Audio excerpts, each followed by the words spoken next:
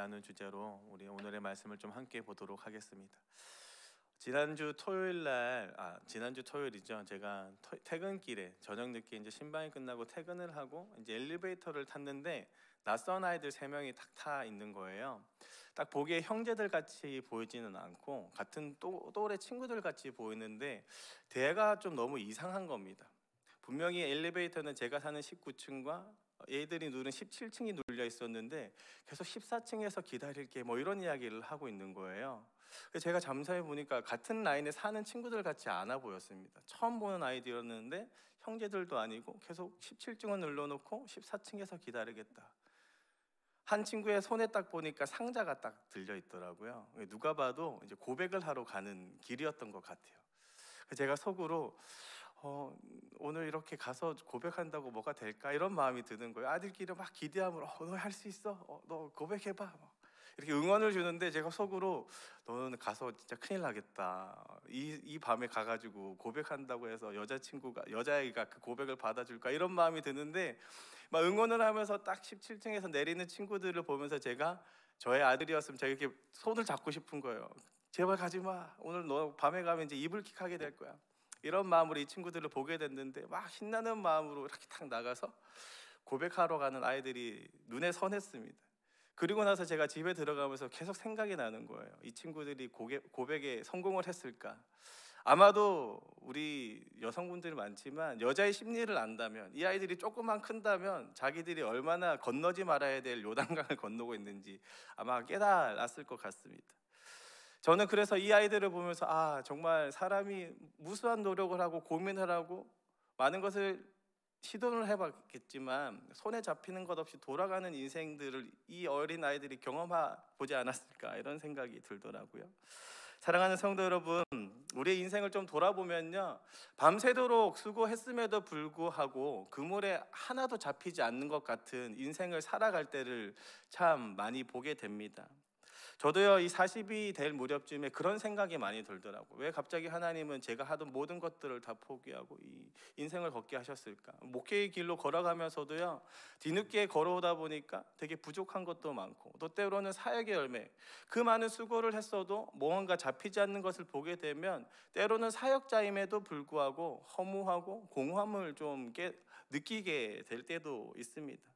열심히 노력해도요, 안 되는 영역이 분명히 있는 것이죠.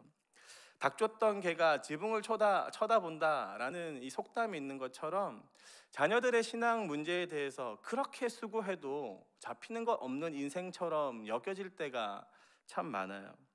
피곤함을 이기고 이렇게 새벽 제단에 많이 나와서 하나님 앞에 기도를 한다 한들 우리의 인생이 원하는 지점에서 변화되지 않는 포인트들이 분명히 있다는 것이죠.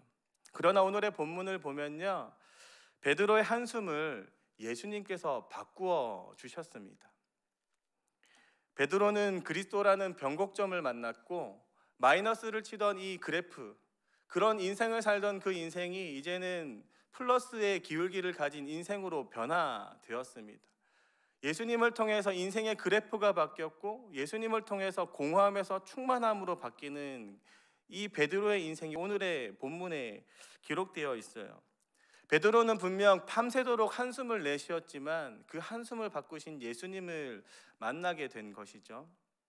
오늘의 본문을 통해서 베드로가 누리게 된 은혜들을 좀 함께 나누어 보고자 합니다. 이 2가지 정도의 은혜를 나누어 보면서 우리도 동일하게 이 베드로가 누리게 된 은혜들을 함께 소망하면서 그 은혜를 진짜로 맛보게 되는 저와 여러분 되길 예수님의 이름으로 축복합니다. 그러면 베드로는 어떤 은혜를 누렸을까요? 내 한숨을 바꾸신 예수님을 통해서 베드로는 새로운 도약을 꿈꾸게 되었습니다. 본문의 시작인 2절은 이렇게 표현합니다. 호숫가에 배 2척이 있는 것을 보시니 어부들은 배에서 나와서 그물을 씻는지라. 이 그물을 씻는 어부들의 마음, 이 아침에 그물을 씻을 때 이 마음들을 5절이 이렇게 표현하고 있어요. 밤새도록 수고하였을 때 잡은 것이 없습니다. 이렇게 표현하거든요. 여기서 이 본문에 수고하였을 때라는 단어의 의미를 좀 살펴보면 피로를 느끼다, 쇠약해지다라는 의미를 가지고 있어요. 그러니까 밤새도록 얼마나 수고했음에도 불구하고 내 몸에 기력이 빠질 만큼 지금 공허함을 느끼고 있다라고 성경이 기록하고 있는 거죠. 밤새도록 노력했음에도 불구하고 온 기력을 쏟았음에도 불구하고 손에 잡히지 않는 것 같은 이 인생이 비단 성경뿐만 아니라 우리의 인생과도 참 흡사하다고 성경이 이야기하는 겁니다. 참 허탈하기 그지 없었을 것 같아요. 우리 이 엘리베이터에 있던 아이들이 어땠을까요? 돌아가던 그 발걸음이 정말로 허무했을 거라고 생각이 듭니다. 제가 많이 경험해 봤기 때문이죠. 우리 성도님들도 많은 경험을 했을 거라고 봐요. 그러나 이 한숨뿐인 인생에서 예수님은 새로운 숨을 불어넣어 주셨습니다. 베드로는 그리고 예수님의 말씀에 힘입어서 이렇게 이야기를 해요. 우리 5절 다시 한 번 더 읽어볼까요? 우리 함께 읽겠습니다. 5절입니다. 시몬이 대답하여 이르되 선생님, 우리들이 밤새도록 수고하였으되 잡은 것이 없지만은 말씀에 의지하여 내가 그물을 내리리이다 하고. 사랑하는 성도 여러분, 베드로는요 분명 마무리하는 인생이었습니다. 정리하는 인생이었고 미래에 대해서 허탈감만 가지던 사람이었어요. 하지만 베드로가 예수님을 만났을 때, 그리고 예수님이 그 베드로에게 새로운 마음을 불어넣어 주셨을 때 베드로는 이렇게 고백하는 겁니다. 예수님 말씀하신 그 말씀에 의지해서 제가 다시 한 번 더 도전해 보겠습니다. 새로운 도약의 장소로 다시 나아가 보겠습니다. 이렇게 고백하고 있는 것이죠.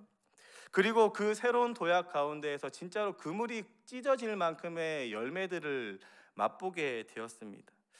사랑하는 온사랑 지체 여러분, 한계에 갇혀 있고 반복된 허탈감으로 인해서 우리의 마음이 주저앉아서 다시 일어설 힘이 없을지도 모릅니다. 하지만 오늘의 말씀을 기억하시길 소망합니다.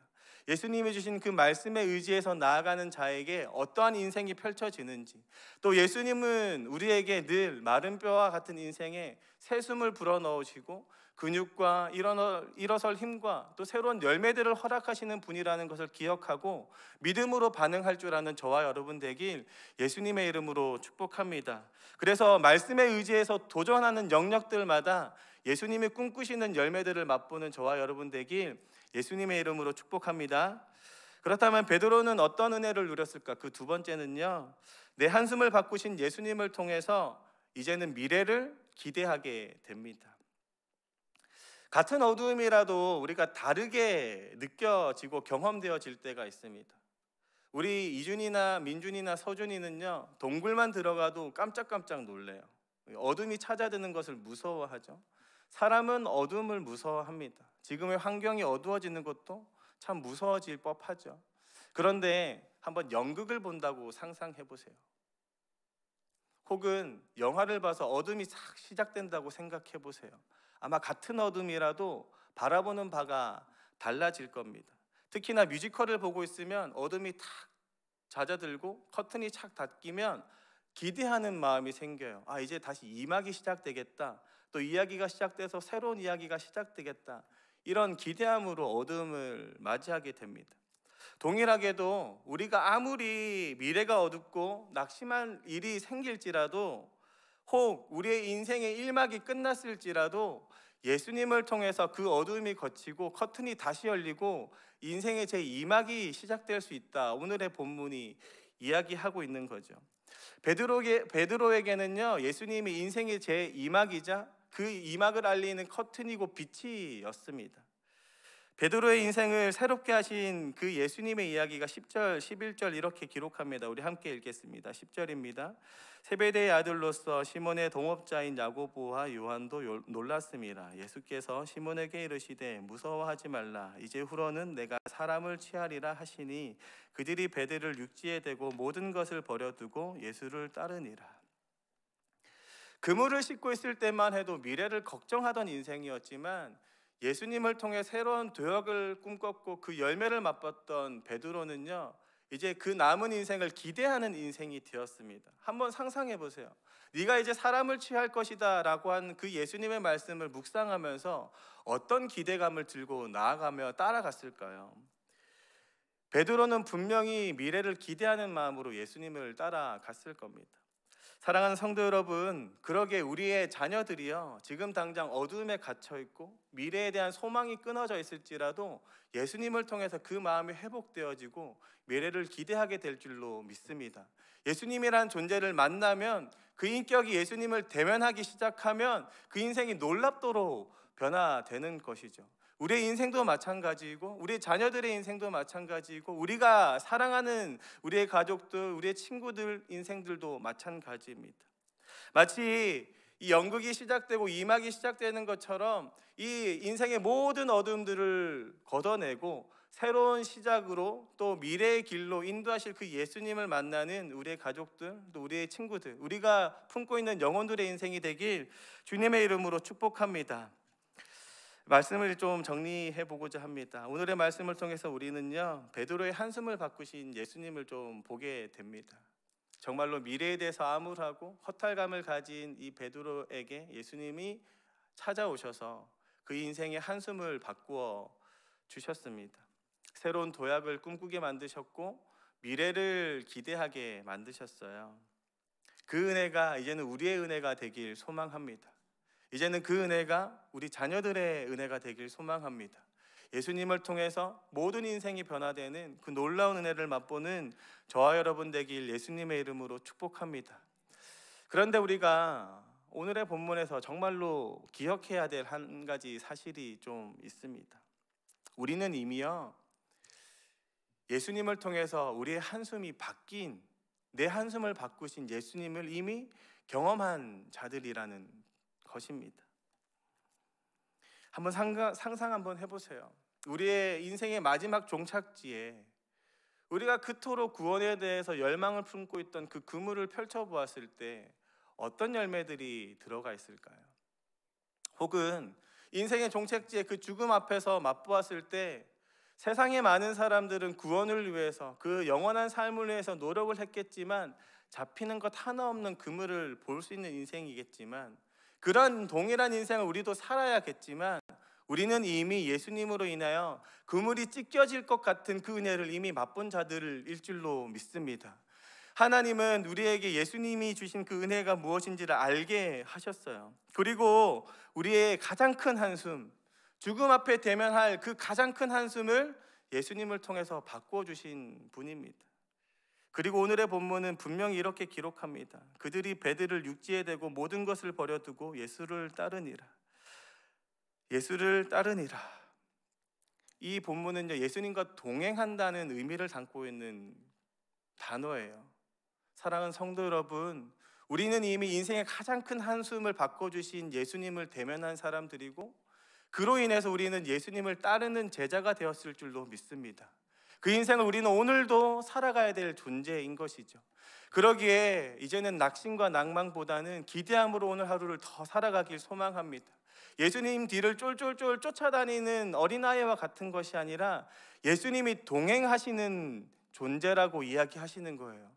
그리고 우리의 모든 한숨을 바꾸신 분이라고 기억하신다면 이제는 믿음으로 자녀들의 인생을 더욱더 기대하고 믿음으로 오늘 하루도 기대하며 새로운 도약으로 나아가는 저와 여러분 되길 예수님의 이름으로 축복합니다. 그로 인해서 우리의 한숨을 바꾸시고 희망의 노래로 바꾸어 주시는 그 예수님의 은혜를 오늘도 경험하고 그분을 온전히 예배할 줄 아는 저와 여러분 되길 예수님의 이름으로 축복합니다. 우리